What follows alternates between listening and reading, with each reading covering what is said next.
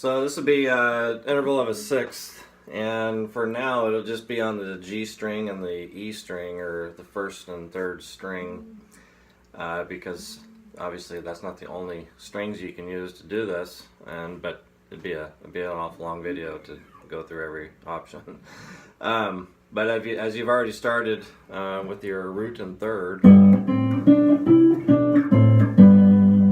from assignment 3, we also did mention that can be moved up, the root, third, same place,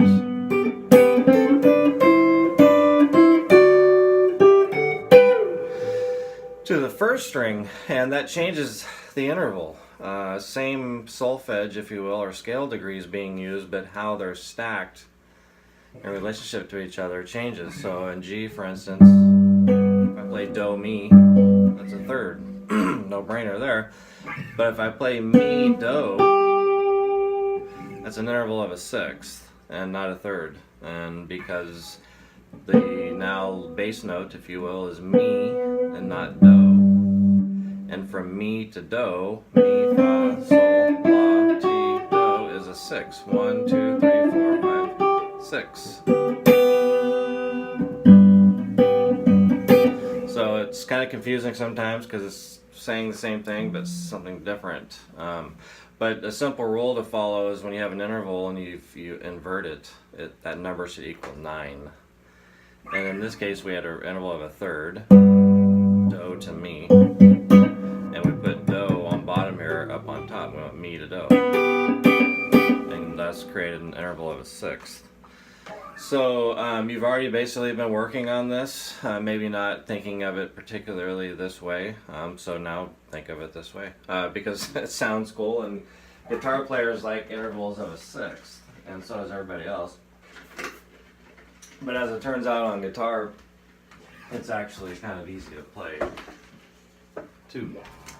And so give it a try, tinker around with it, and I would just start by picking a key, imagine that, and going up to the octave of the key. So if I picked G, yes, there's 1, right? So now I'm following my whole half pattern and my major minor pattern.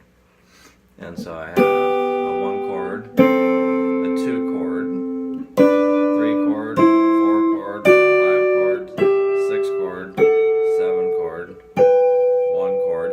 You can follow it up as far as you can go, so you kind of know on your fretboard and each key how high you can go. It's a good thing to do.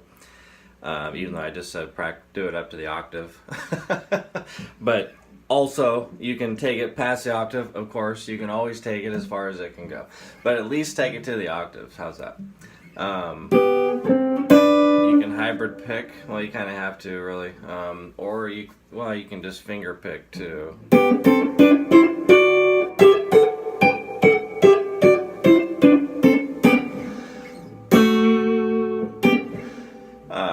And do that for each key that you can find those intervals in.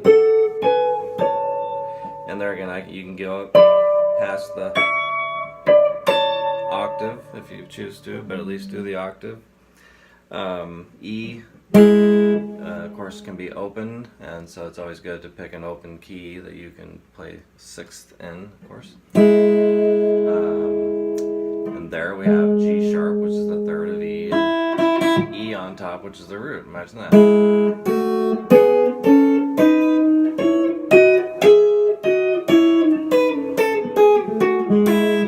Probably most notably, what you're familiar with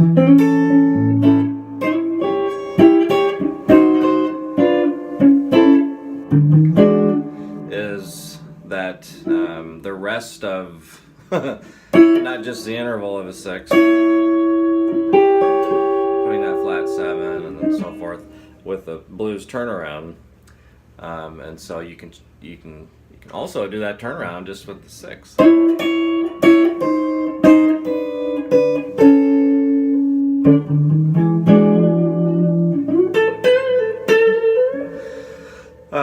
And that's totally fine, because when the band's there doing their thing, if you're just playing sixth, and that's going to be just fine. So work on that. It's fun to do, and then we'll get into moving that to the fifth and second string, and other strings that are fun to play sixth on. But start there. Get that first string down, root, if you will, in at least 4 or 5 keys, and work on different picking ideas.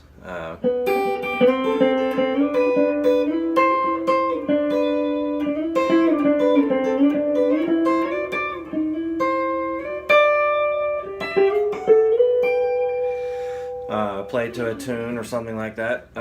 But do that. Let me know when you're good with sixth with the root on the first string.